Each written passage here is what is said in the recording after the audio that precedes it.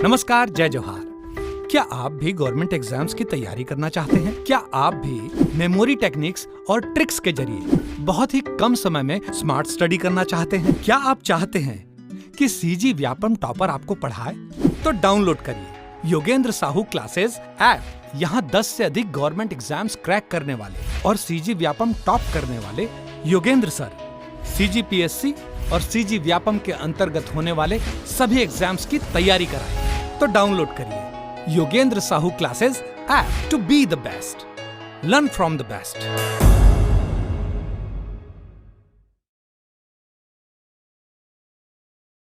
कोई भी सपना साकार करने के लिए सबसे जरूरी है सही कोच का होना। चुनिए Yogendra Sahu classes first rank को और करे अपने सीजी व्यापम सीजीपीएससी का सपना साकार। Download the app now.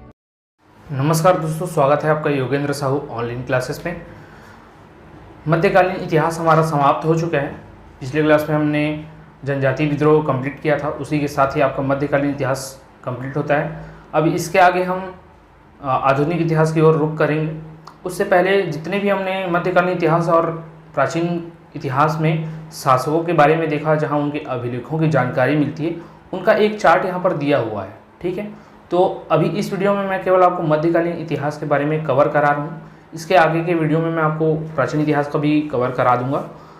मध्यकालीन इतिहास का पहले इसलिए क्योंकि अभी जो सीरीज चल रही थी वो मध्यकालीन इतिहास की है, तो अभी कंटिन्यूटी में मैं इसे ही कंप्लीट करा रहा हूँ। क्योंकि ये सोमनाथ जो प्राचीन इतिहास के कंप्लीट होने के बाद ये जो चार्ट बना है अभिलेखों का वो नहीं था, जो ये प्राचीन इतिहास वाला है। ये मध्यकालीन इतिहास की समाप्ति के बाद आपको प्राप्त होता है, क्योंकि जितने भी अभिलेख हैं मध्यकाल और प्राचीन इतिहास से ही आपको प्राप्त होगा। तो जो प्राचीन इतिहास वाला है वो मैं आगे कंप्लीट करा दूंगा। ठीक, अभी हम मध्यकालीन इतिहास को कंप्लीट करते चलेंगे ताकि हमारा मध्यकालीन इतिहास पूरी तरीके से कंप्लीट हो जाए। ठीक, तो आज देखते हैं हम जितने भी वंश आए उन वंशों में जो भी शासक हैं जिनके बारे में हमें अभिलेख या शिलालेख प्राप्त हुए हैं उनके बारे में हम देखेंगे। तो बाण वंश, अब सर बाण वंश आप बोलेंगे कि ये तो सर प्राचीन इतिहास से संबंधित है। जी बिल्कुल, ये प्राचीन इतिहास से संबंधित है बाण वंश, लेकिन मध्यकालीन और प्राचीन इतिहास मतलब एक समय से हिसाब से बोल सकते हो आप संक्रमण काल के दौरान। संक्रमण काल के दौरान ऐसा कहा जा सकता है कि बाणवंशी जो शासक है उनके अभिलेखों की प्राप्ति हुई या उनके अभिलेख उन समय के माने जाते हैं। तो उनमें कौन था? विक्रमादित्य था। विक्रमादित्य जो कि पाली कोरबा में, जिसमें कोरबा के पाली में शिव मंदिर का निर्माण कराया था और वहीं से उसके पाली शिलालेख की प्राप्ति होती है। ठीक है, और इसी पाली शिलालेख में पाली में प्रस्तर शिव मंदिर का निर्माण का उल्लेख की जानकारी मिलती है, जैसे कि मैंने बताया था। ठीक है, जिसे आगे चलकर जाजल्य आएंगे और जो कलचुरी वंश के जाजल्य जो शासक रहते हैं वो इनका जीर्णोद्धार कराएंगे। ठीक, हम उसे भी आगे देखेंगे। तो ये वंश बाण वंश आप समझ सकते हैं कि संक्रमण काल के दौरान था, तो इसलिए इसे मध्यकालीन इतिहास में दे दिया गया है। कोई दिक्कत नहीं अगर हम इसे प्राचीन में भी पढ़ेंगे। तो अभी यहाँ दे दिया गया तो अभी हम यहाँ पढ़ रहे हैं, लेकिन आप इतिहास के कालक्रम के अनुसार इसे बाण वंश को प्राचीन इतिहास में ही लेंगे। ठीक, आगे कलचुरी वंश देखेंगे जहाँ से मध्यकालीन इतिहास का शुरुआत माना जाता है। कलचुरी वंश की 2 शाखा थी, ये भी पता है हमको। कौन कौन सी? रायपुर और रतनपुर। रतनपुर मुख्य शाखा थी। अब वहाँ से जिन शासकों ने शासन किया उनके बारे में क्या क्या जानकारी प्राप्त होती जाती है हम देखते हैं। तो पहला तो सबसे प्रथम तो आप देखेंगे कि पृथ्वीदेव प्रथम से संबंधित ताम्रपत्र प्राप्त होता है। इससे पहले जो 3 शासक थे आपके कलिंगराज, कमलराज, रत्नदेव, उनसे संबंधित ताम्रपत्र की प्राप्ति नहीं हुई थी। तो पृथ्वीदेव प्रथम से जब प्राप्त होती तो मैंने 4 अभिलेखों को कैसे रिलेट करा था। जो पृथ्वी में आम उगता है करके, तो अमुदा ताम्रपत्र जो था, अमुदा ताम्रपत्र पृथ्वीदेव प्रथम का था। इसी संबंधित रायपुर अभिलेख भी मिलेगा, लाफागढ़ अभिलेख मिलेगा। ठीक, और भाटापारा ताम्रपत्र भी प्राप्त होगा। तो रायपुर अभिलेख और भाटापारा ताम्रपत्र एक ही क्षेत्र में आ जाते हैं। आपका लाफागढ़ अभिलेख जो है कोरबा क्षेत्र से, और आमोदा ताम्रपत्र भी उसी क्षेत्र से प्राप्त होगा। ठीक, अब आमोदा ताम्रपत्र में इसके बारे में जानकारी क्या मिलती है और इसलिए आमोदा ताम्रपत्र बहुत ही इंपॉर्टेंट है, क्योंकि आमोदा ताम्रपत्र में न सिर्फ पृथ्वीदेव प्रथम के बारे में जबकि बल्कि हमने देखा था वहाँ कलिंगराज का भी उल्लेख देखने को मिलता है। ठीक, तो आमोदा ताम्रपत्र में पृथ्वीदेव के बारे में क्या बताया गया? तो इसे 21,000 गाँवों का स्वामी बताया गया।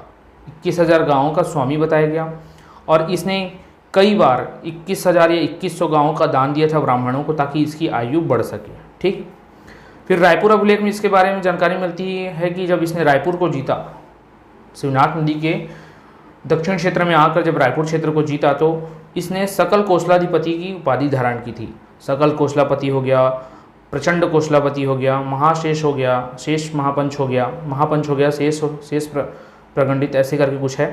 तो ये सारी किसकी उपाधियाँ थी? पृथ्वीदेव प्रथम की है, तो ये भी याद रखना है। तो सकल कोसलाधिपति की उपाधि रायपुर अभिलेख के अनुसार पृथ्वीदेव प्रथम ने धारण किया था। तो ये 2 हो गए। फिर लाफागढ़ अभिलेख और भाटापारा ताम्रपत्र से भी इसके बारे में जानकारी मिलती है, याद रखना है।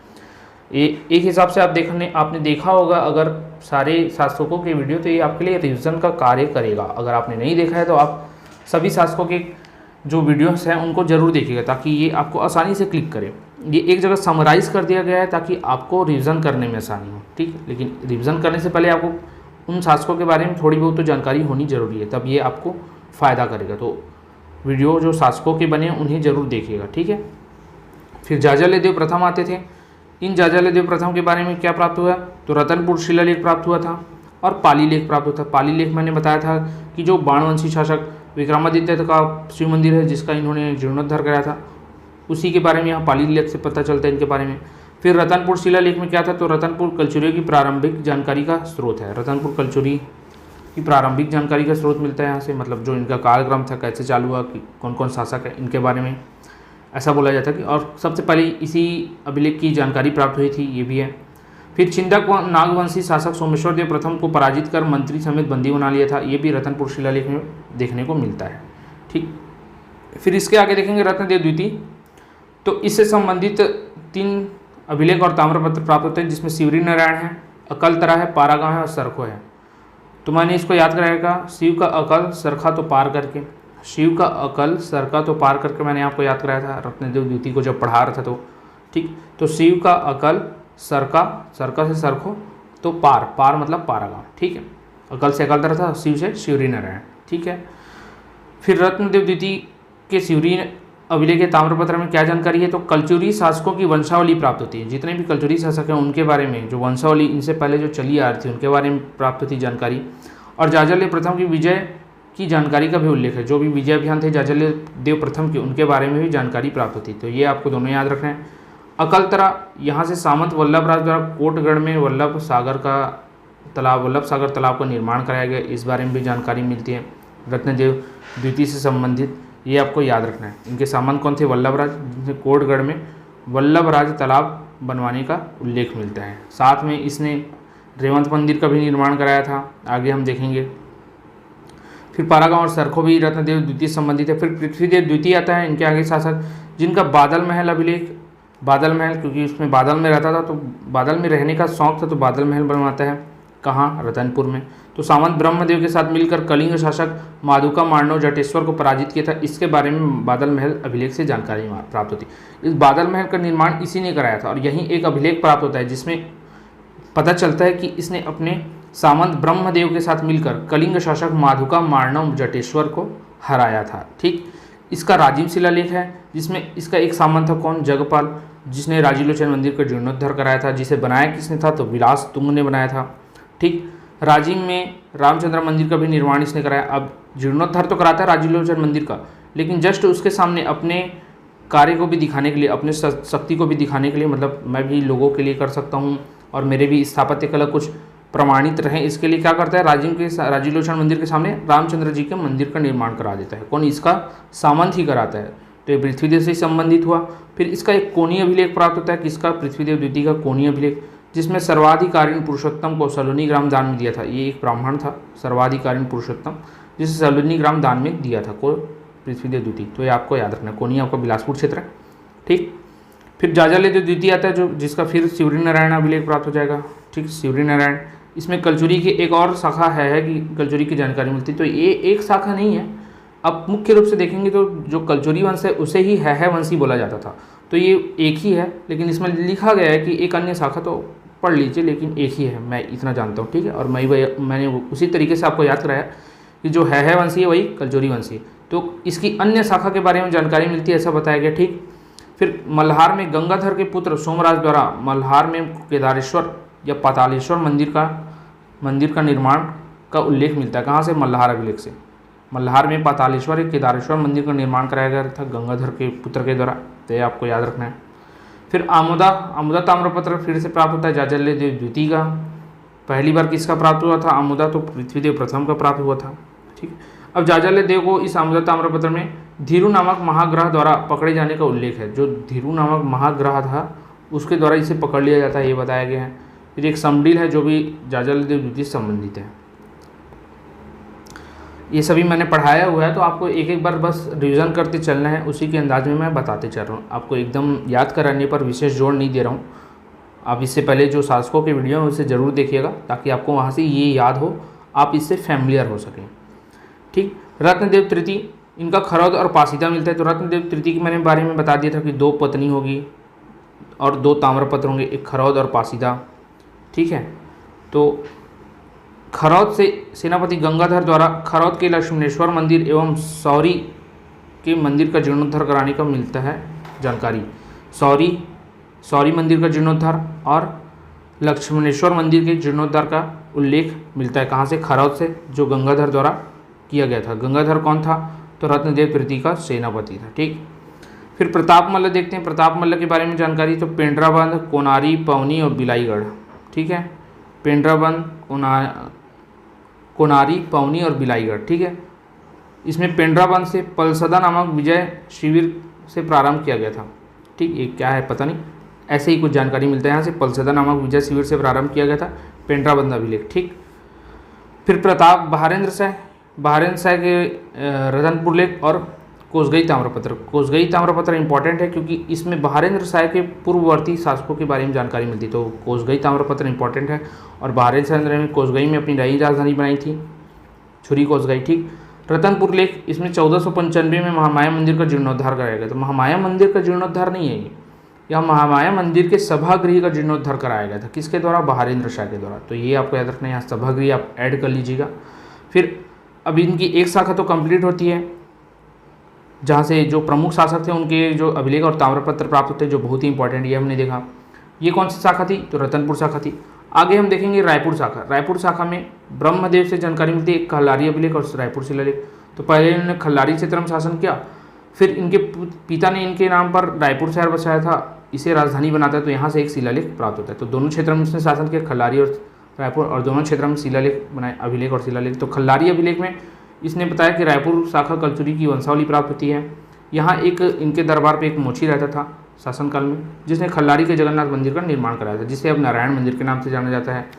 फिर रायपुर अभिलेख या शिलालेख से प्राप्त होता है कि यहाँ रायपुर शिलालेख नागपुर संग्रहालय में स्थित है। इसके बारे में इतनी जानकारी कि ये जो रायपुर शिलालेख है उसे आज के डेट में नागपुर के संग्रहालय में स्टोर करके रखा गया है, ये स्थित है, ये आपको याद रखना है। ठीक है, जो कि ब्रह्मदेव से संबंधित है। ये था आपका कलचुरी वंश, ये हुआ कलचुरी वंश कंप्लीट। इसके आगे हम देखेंगे कि नागवंश आते हैं। नागवंश की 2 शाखाएं थी, कवर्धा के फणी नाग और बस्तर के छिंदक नागवंश। तो छिंदक नागवंश के बारे में पहले दिया गया है, यहाँ देखते हैं उसे। तो छिंदक नागवंश के एक शासक से सोमेश्वर देव, और इनमें जितने भी शासक आते हैं सबका एक बारे में जानकारी के लिए एक टेबल बना हुआ था, जहाँ पर मैंने याद कराया था, सभी को रिलेट करा के एक बार और बताते चलता हूँ। सोमेश्वर देव, सोमेश्वर नाम है तो पुरुष का नाम होगा, तो पुरुष से कुरुषपाल अभिलेख याद था, जहाँ इसके विजय अभियान का उल्लेख मिलता है। कन्हर देव 2 कन्हर देव आते हैं ना। कन्हर देव प्रथम के बारे में जानकारी है कि बारसूर अभिलेख द्वितीय के बारे में, तो बारसूर अभिलेख कन्हर देव से संबंधित है। चंद्रादित्य द्वारा इनके समय में जो एक सेनापति था चंद्रादित्य, उसने चंद्रादित्य सरोवर और चंद्रादित्येश्वर मंदिर का, शिव मंदिर का निर्माण कराया था। ठीक, जिसके बारे में बारसूर अभिलेख से जानकारी मिलती है। फिर नृपति भूषण, ये थोड़ा मैंने बताया था कि तेलुगु जैसा नाम लगता है, तो तेलुगु अभिलेख था, ये एर्राकोड से प्राप्त होता है, तेलुगु अभिलेख था, एर्राकोड अभिलेख। फिर जय है, तो जिसके पास सोना है उसकी जय होती है, जिसके पास आज की डेट में ज़्यादा पैसा है उसकी जय होती है ना, तो सोना से सोनार वाला अभिलेख ये रिलेट कराया था। नरसिंह देव को मैंने बताया था भैरमगढ़, नरसिंह भगवान को देख के बहुत ही भय आ जाता है, तो भैरमगढ़। ठीक, इसमें माणिक्य देवी का उपासक होने का उल्लेख मिलता है। अब इनकी जो मुख्य देवी थी नागवंशियों की, उनमें माणिक्य देवी को पूजा जाता था, तो वहीं से इसके उपासक होने के बारे में माणिकेश्वरी देवी या माणिक्य देवी के बारे में उपासना की जानकारी मिलती है नरसिंह देव से। ठीक है, फिर इन्हीं का एक दंतेवाड़ा अभिलेख मिलता है नरसिंह देव का। ठीक है, उनके दांत भी थे, दांतों को देखकर भय लगता था, दंतेवाड़ा। नरसिंह देव भगवान का दांत, क्योंकि वो नर और सिंह के अवतार थे। ठीक, तो हरिश्चंद्र देव के बारे में टेमरा अभिलेख, ये सती प्रथा से उल्लेखित है ये अभिलेख। तो इसको मैंने याद कराया था कि जो टेमरा अभिलेख है, तो सती जो होते हैं वो क्या थे, भगवान के पास चले जाते हैं हरि के पास, तो हरिश्चंद्र देव टेमरा अभिलेख, ऐसे मैंने याद कराया था। ठीक, फिर छिंदक नागवंश के इतिहास को जानने का अंतिम ज्ञात स्रोत यही है, और हरिश्चंद्र देव को भी बोला जाता है कि ये अंतिम शासक थे। यहाँ नब्दे आक्रमण करते हैं, उसके बाद कांकती वंश की नींव रखते हैं। ठीक है, फिर इनके समय 2 रानियाँ थी, एक गुंड महादेवी, एक मधुरांतक देव अन्य था। तो गुंड महादेवी ये आपके सोमेश्वर देव की माता थी, जिसके नारायणपल अभिलेख प्राप्त होता है, नारायणपल अभिलेख, जिसमें उसे जाजल्य देव प्रथम द्वारा बंदी बनाए जाने का भी उल्लेख मिलता है। ठीक है, फिर आगे देखते हैं मधुरांतक देव, इसका राजपुर ताम्रपत्र प्राप्त होता है, जिसमें माणिकेश्वरी देवी, दंतेश्वरी देवी में नरबली हेतु राजपुर नामक गांव को दान देने की प्रथा का उल्लेख है। किसके द्वारा? मधुरांतक देव के द्वारा। इनके समय में एक मधुरांतक देव आता है जिनका राजपुर ताम्रपत्र प्राप्त होता है, जिसमें वे माणिकेश्वरी देवी, जिसे दंतेश्वरी देवी ही बोला जाता है, उस मंदिर में नरबली प्रथा हेतु एक गांव का दान किया गया था, उसका नाम था राजपुर नामक गांव। इसका उल्लेख इस ताम्रपत्र में मिलता है कि राजपुर नामक गांव को दान में दिया गया था नरबली प्रथा के लिए। कहाँ? तो दंतेश्वरी माता मंदिर में या फिर माणिकेश्वरी देवी माता मंदिर में। ठीक, तो ये आपको याद रखना है मधुरांतक देव के समय। जैसे कि अभी जब पिछले लेक्चर्स में मैंने बताया था कि मेरिया विद्रोह जो हुआ था, तो इसी नरबली प्रथा को रोकने के लिए हुआ था। ठीक है, और उस समय मैंने बताया था कि पर्टिकुलर किसी गांव को दान में किया गया था राजाओं के द्वारा, कि वो वहाँ से पर्टिकुलर नर जो नर बलि हो जाएगी उसी गांव का व्यक्ति होगा, इस प्रकार से। खैर वो तो काकती वंश का था, लेकिन यहाँ मधुरांतक देव ने भी दिया था, तो ये इन्होंने राजपुर नामक गांव को दान में दिया था, ये याद रखना। ठीक है, वहाँ काकती वंश वाले तो पर्टिकुलर दंतेश्वरी मंदिर देवी मंदिर में ही देंगे, नर बलि प्रथा या तो नर की बलि है वहीं देंगे। लेकिन आपको यहाँ माणिकेश्वरी देवी को मुख्य रूप से याद रखना है, जिसे दंतेश्वरी देवी के रूप में ही पूजा जाता था, क्योंकि ये माणिकेश्वरी देवी ही इनकी कुल देवी है। किनकी? छिंदक नागवंश, इसलिए। अब फणी नागवंश देखेंगे तो फणी नागवंश एक दूसरी शाखा है नागवंशियों की। यहाँ रामचंद्र देव, इनका जो सबसे प्रमुख अभिलेख है शिलालेख है मड़वा शिलालेख, जहाँ से इनके संपूर्ण शासन की जानकारी मिलती है, इनके पूरे राजवंश की जानकारी मिलती है। तो आपको मड़वा लेख मैंने बताया था जब मैंने आपको फणी नागवंश के बारे में पढ़ाया था, तो मड़वा लेख से इनके बारे में जानकारी मिलती है करके। ठीक है, और मड़वा लेख में इन्होंने मड़वा महल, मड़वा मंदिर, इन सब का निर्माण भी कराया था।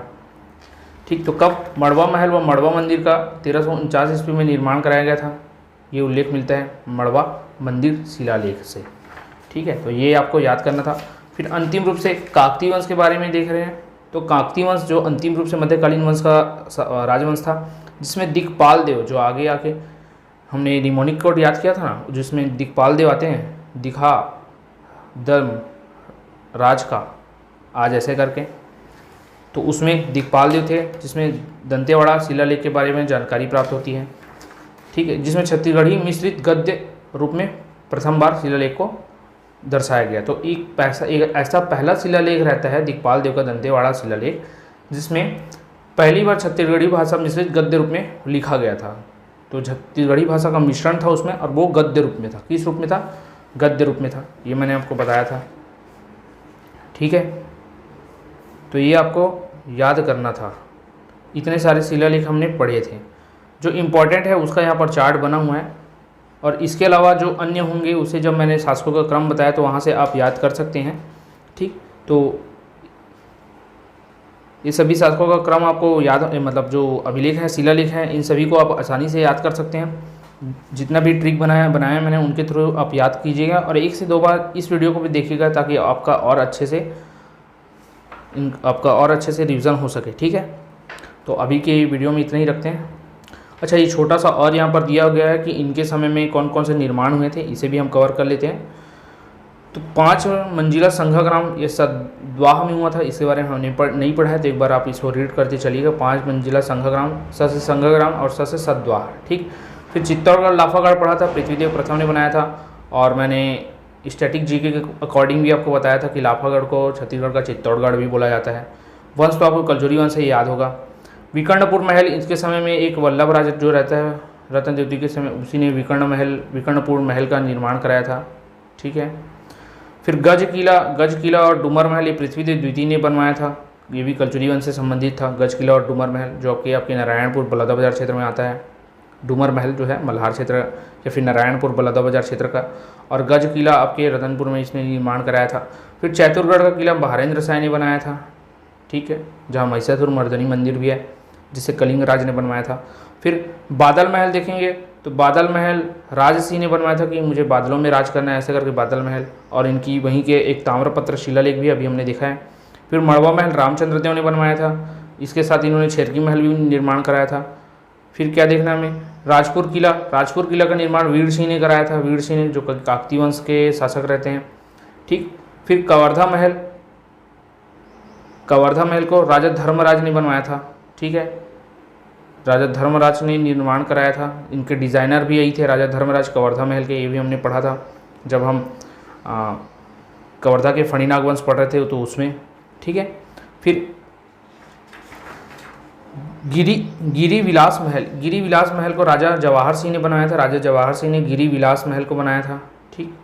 और कोरिया पैलेस इसे रामानुज प्रताप सिंहदेव ने बनवाया था, कोरिया पैलेस। तो कोरिया क्षेत्र में प्रताप सिंहदेव शिवदेव पढ़ेंगे, जैसे अभी टी.एस. सिंहदेव एक हमारे अभी मंत्री हैं, टी.एस. सिंहदेव जो कि कांग्रेस से आते हैं। तो टी.एस. सिंहदेव अभी कौन से क्षेत्र में है, वही अंबिकापुर क्षेत्र में कोरिया क्षेत्र आता है। तो कोरिया पैलेस में सिंहदेव, तो रामानुज प्रताप सिंहदेव। और कैसे याद कर सकते हैं इसको, तो राम जी थोड़े काले थे, सांवले थे, तो वहाँ से कोरिया से याद कर सकते, कोरिया रामानुज प्रताप सिंहदेव, ठीक। तो ये सारे इनके स्थापत्य कला या किला या महल के बारे में जानकारी मिलती है, ठीक। कौन कौन के शासकों ने निर्माण कराया मैंने पहले भी पढ़ाया हुआ और अभी और बता दिया। तो इस वीडियो को भी 1 से 2 बार देखिएगा, और इस वीडियो को देखने से पहले आपको देखना है कि जो शासक हैं जिनका मैंने पढ़ाया हुआ है, शुरू में भी बताया लेक्चर के, अभी भी बता रहा हूँ कि जो शासकों का लेक्चर बना हुआ है उसे ज़रूर देखिएगा, तब जाकर ये आपके लिए आसानी होगा इसे याद करना, ठीक। तो अभी के वीडियो में इतने रखते हैं, अगर कोई भी डाउट आता है तो हमें कमेंट करके ज़रूर बताइएगा। धन्यवाद।